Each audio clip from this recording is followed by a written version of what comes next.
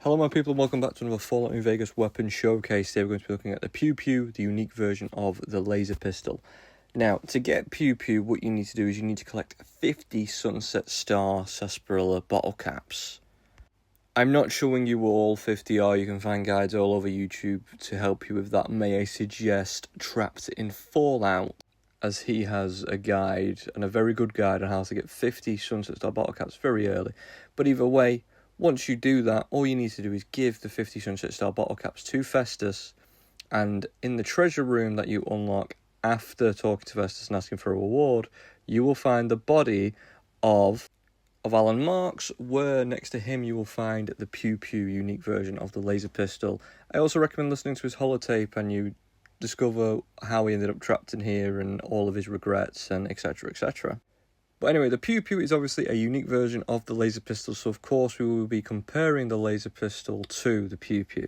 So, the laser pistol stats are as follows. You need an energy weapon skill of 0 and a strength stat of 1 to get the most out of the weapon.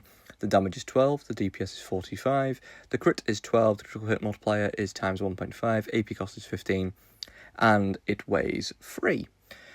Now, obviously, the Pew Pew being a very hard weapon to acquire, the damage and all the other stuff has been increased by a fair amount. So, the Pew Pew needed an energy weapon skill of 0 and a strength stat of 1 to get the most out of the weapon, like the base version. So, like with most of the weapons in this game.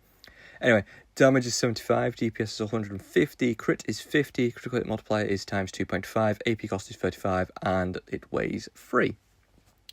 Now, another thing about the Pew Pew that you might want to bear in mind is it has a 10-round magazine, unlike the laser pistol's 12. But also, even though it has a 10-round magazine, it only fires twice before you have to reload. Unlike laser pistols, again, where you fire once to reload.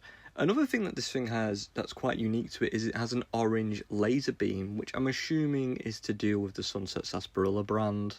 I'm guessing that's the main reason for it. Now, as always, I like to tell you whether or not the weapon is worth getting in the long run and etc, etc. The thing is, this weapon is one of those weapons that you're probably only going to really get later game, unless you follow a guide to get 50 Sunset Star bottle caps early. You're not really going to get this weapon early on. However, this weapon absolutely kicks ass. It destroys everything.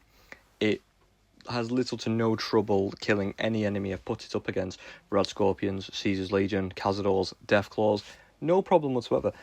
But like I say, getting this weapon and actually getting to the stage to be able to acquire this weapon, the average player will probably miss this weapon. You know what I mean? If you don't play with other unique weapons in Fallout New Vegas, you can probably stumble across them by sheer chance. But Pew Pew, you have to actively be trying to get it. Do you know what I mean?